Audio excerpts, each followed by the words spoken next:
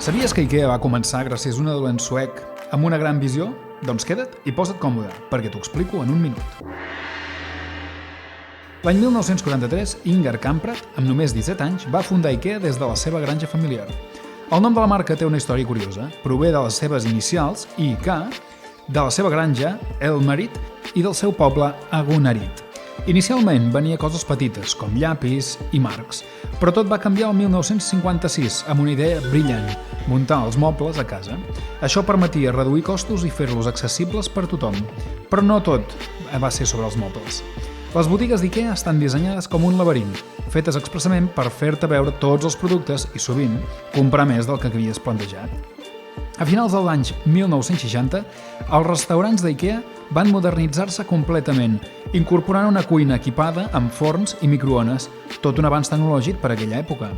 Avui en dia no pots sortir d'IKEA sense haver menjat les seves famoses mandonguilles sueques, de les quals en venen milions cada any. T'ha agradat el contingut d'aquest vídeo? Doncs comparteix-lo i comenta quina empresa t'agrada conèixer la seva història. I no dubtis a apuntar-te al repte Economitza't.